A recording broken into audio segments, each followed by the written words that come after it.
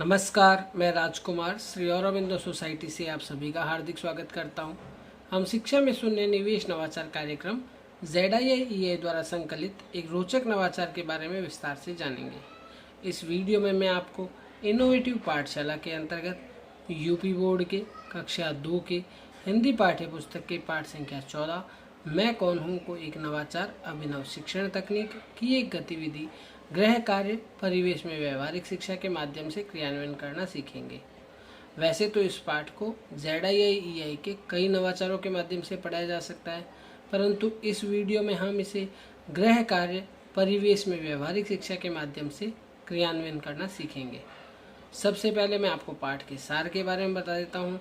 प्रस्तुत पाठ में कौन हूँ जल के उपयोग और जल के विभिन्न स्रोतों पर आधारित है।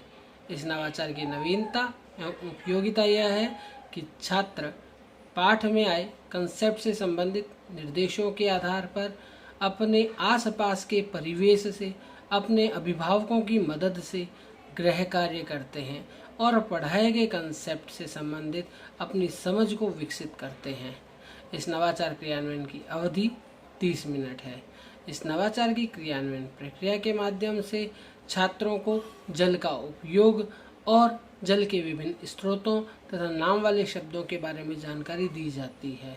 जहाँ तक पूर्व प्रबंधन का बात है तो इसमें नवाचारी शिक्षक कक्षा के छात्रों की संख्या के आधार पर संबंधित तालिका की प्रति प्रिंट करके लाते हैं।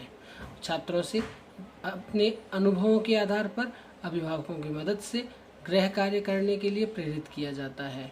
पुनः अध्ययन की जहाँ तक बात आती है, जैसे मैंने आपको पहले ही बताया कि छात्रों को जल के उपयोग नाम वाले शब्द के बारे में इसके माध्यम से पुनः अध्ययन करवाया जा सकता है।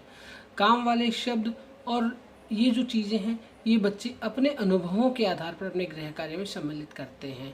इस सबसे ध्यान रखने वाली बात यह है कि इस नवाचार के क्रियान्वयन से पहले ही बच्चों को यह पाठ पढ़ा दिया गया हो, उसके निर्माण और व्याख्या करवा दी गई हो।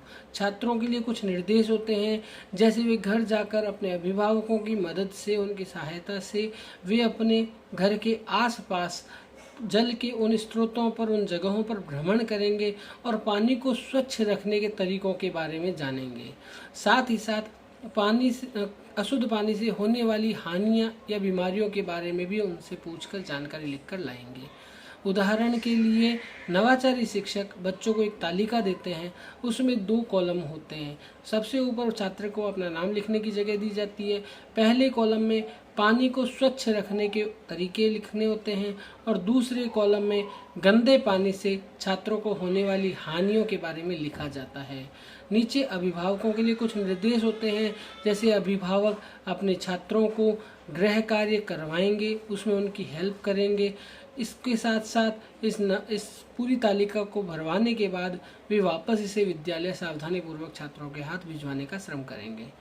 सभी तालिका को सावधानी से अभिभावक मंगवाते हैं और साथ में शिक्षक यह भी बताते हैं कि अगले दिन इस पाठ का पुनः अध्ययन उस तालिका में लिखकर लाई गई जानकारी के आधार पर किया जाएगा। इस नवाचार से सीखने के कई प्रतिफल प्राप्त होते हैं, जैसे बच्चे विविध उद्देश्यों के लिए एक दूसरे से अपनी भाषा में या अपने विद्यालय की भाषा में बात करते हैं, चर्चा करते हैं, अपनी प्रतिक्रिया व्यक्त करते हैं।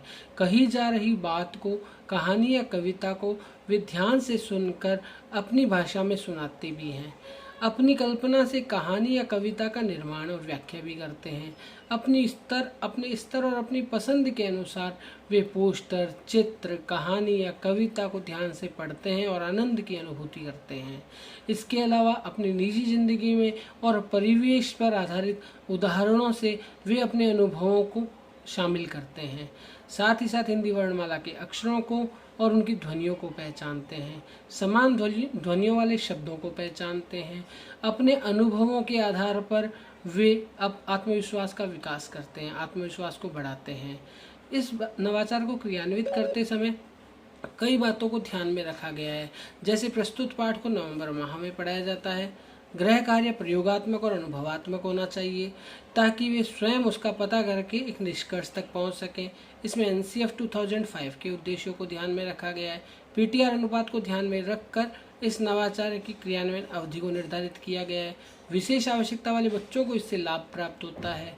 बच्चों में जीवन कौशल जैसे कि आत्म जागरूकता, गहन सोच, प्रभावशाली व्यक्तित्व, संप्रेषण, इनका विकास होता है और निहित मूल्य जैसे सहयोग, साहस और उत्तरदायित्व का विकास होता है। हम आशा करते हैं आपको यह नवाचार अच्छा लगा होगा। आप भी इसे अपने विद्यालय में क्रियान्वित करेंगे। हम इस प्रकार के दिलचस्प नवाचार आप तक लाते रहेंगे।